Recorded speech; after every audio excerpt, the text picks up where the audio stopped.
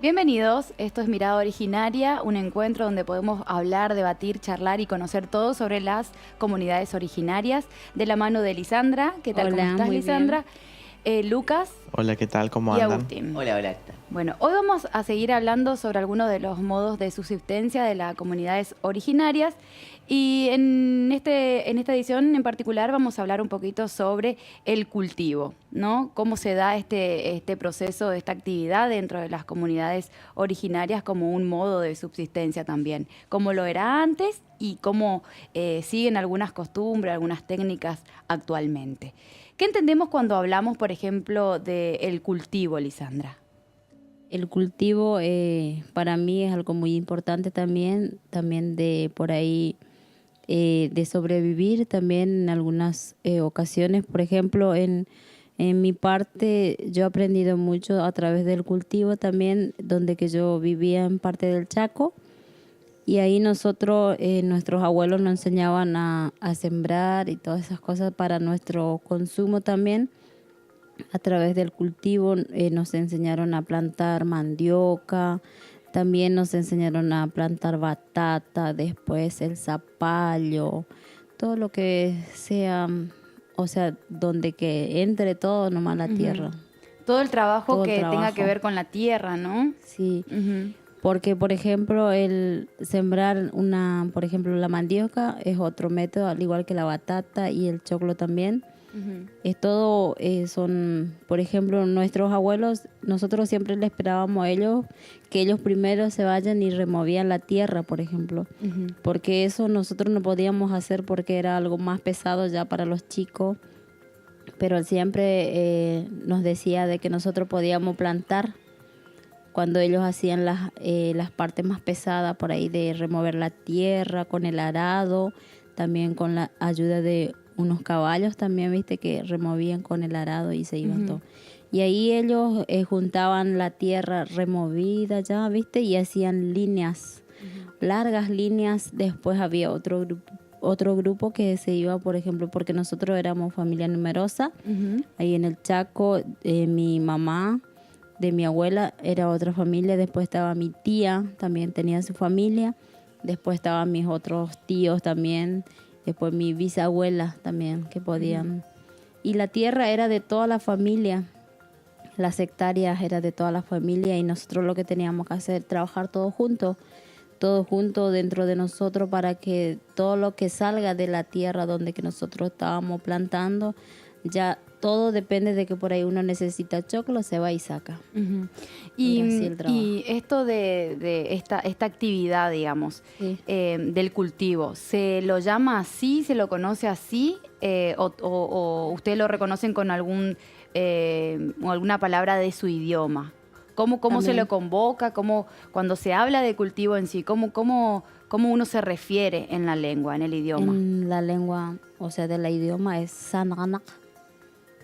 Siempre decía, o sea, por ahí una semana antes ya convocaba, o sea, toda la familia y hacía una charla, viste, los grandes. Nosotros veíamos que ellos hacían eso, pero nosotros entendíamos ya de que por ahí cuando había reuniones ya de grandes nosotros teníamos que ir a jugar, pero después siempre nos van diciendo ya que por ahí siempre nos comunican nosotros por ahí para plantar, ya decían Contella Sananak, decían mañana pasado ya vamos a sembrar. Así.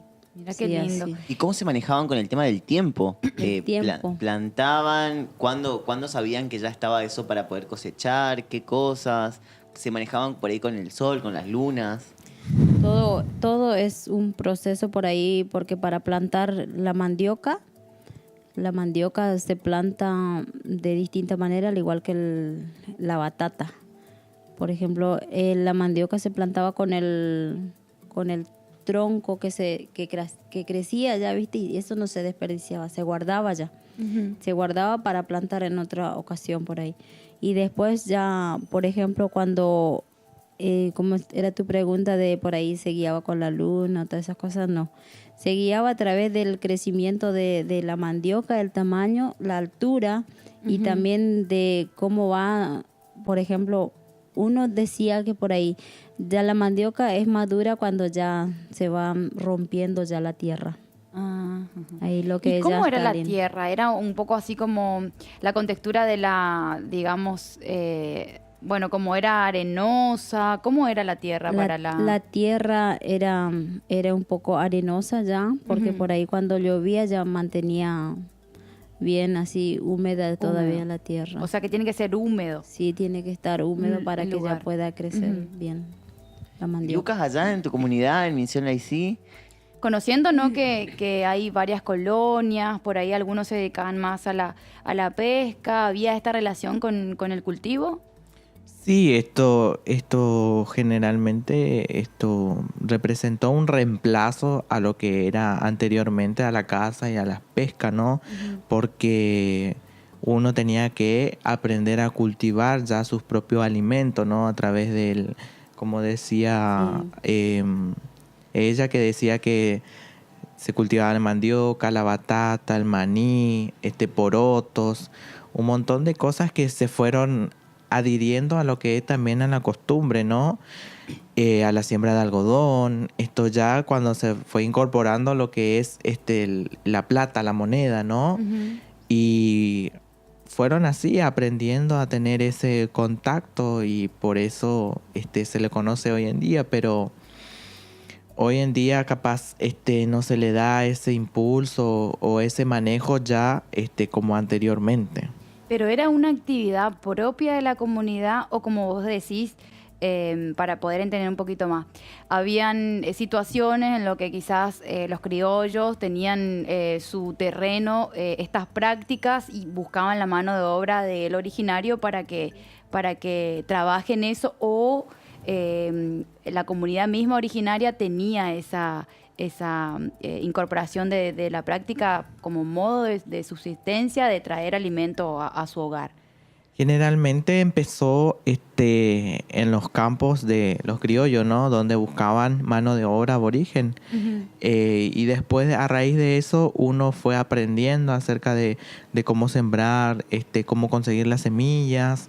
Y así fue aprendiendo, ¿no? El aborigen para después traspasar todo ese conocimiento que fue adquiriendo en su campo, ¿no? Ujú.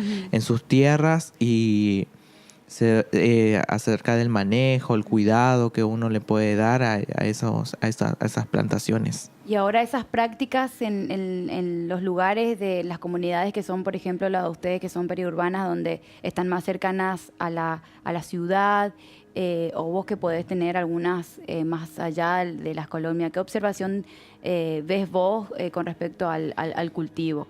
¿Tienen ahí en algún espacio de su casa alguna partecita donde le dedican a cultivar? Sí, algunos por ahí en su espacio, en su terreno tienen chacras y sí, cultivan lo que es sandía, melones y uno después lo ve que salen a comercializar esos frutos que uno van cultivando dentro de lo que es su campo y son uno de los más buscados también porque tiene más sabor, quizás muchos lo encuentran ahí porque la tierra es diferente, como es el manejo, ¿no? Porque siempre un originario tiene ese contacto de hablar a las plantas, de tener esa sabiduría, ¿no? Esa costumbre de siempre pedir una bendición, ¿no? Porque todo es respetado, todo lo que es de la naturaleza. Algo, Sí. Agustín, que ellos nos comentaban también detrás de cámara era, y a mí me interesa saber, sobre el consumo de las verduras como por ejemplo la lechuga. Que esto no se daba antes, ¿no? Y sabemos que, bueno, tiene su origen la lechuga, que también, bueno, actualmente, y hablamos de cultivo, se cultiva el verdeo, digamos, se siembra, digamos, se incorpora esto. Sí, Al ser esa, también Sí, se vieron una incorporó. comunidad interurbana donde hay mucha relación con el criollo, con la ciudad. esa incorporación acerca de uno tener una huerta, ¿no? Ya se inculca más en lo que es en la escuela primaria, ¿no? En donde ahí a uno le enseña a tener más ese contacto con la tierra y ahí va conociendo que hay lechuga, porotos, perejil, acelgas, zanahoria y tomates. Y eso después uno, claro, uno fue aprendiendo en lo que es en la escuela primaria, ¿no? Sí. Acerca de por ahí conocer, probar. A mí me pasó eso.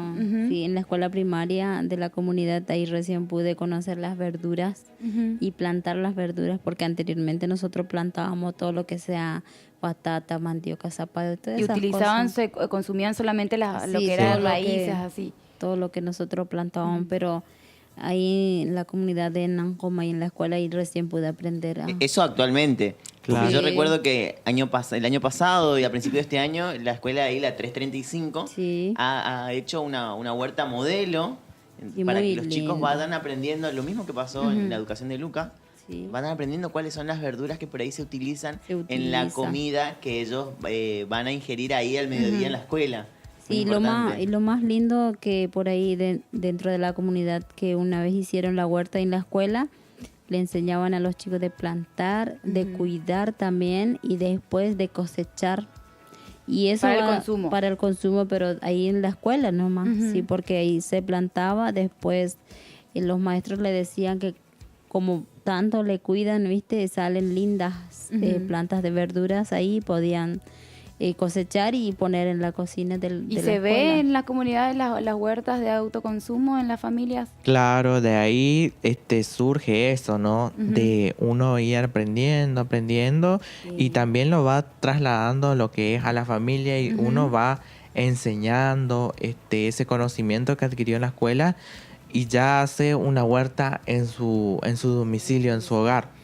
Muchas veces por ahí es más costoso, ya si vos tenés cría de gallina, porque sí. no es muy común tampoco tenerlos encerrados a las gallinas. Siempre le dejan libre para que coman todo lo que a ellos les gusta. Y así uno va aprendiendo esas cosas, ¿no? ¿Y para la comercialización también o solamente para el autoconsumo? Y por ahí, no tanto comercialización, pero sí en uso familiar, sí, por ahí viene el vecino, te pide esto y uno se lo da. Le da. Sí. Toda persona aborigen de la comunidad se siente capaz de manejar y de manejar así la práctica del cultivo de la siembra y de tener de que le salgan lindas verduras, Sí, Sí, sí.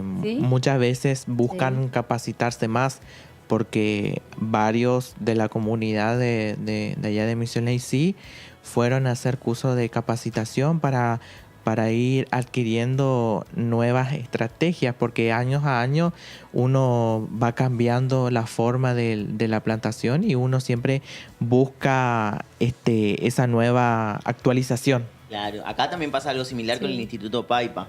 Por ahí le da las semillas y demás. Yo lo que puedo observar ahí en la comunidad es que tienen muchas ganas, mucho interés en poder tener su huerta familiar, pero muchas veces no es sostenido en el tiempo. Pero sí, el interés está intacto.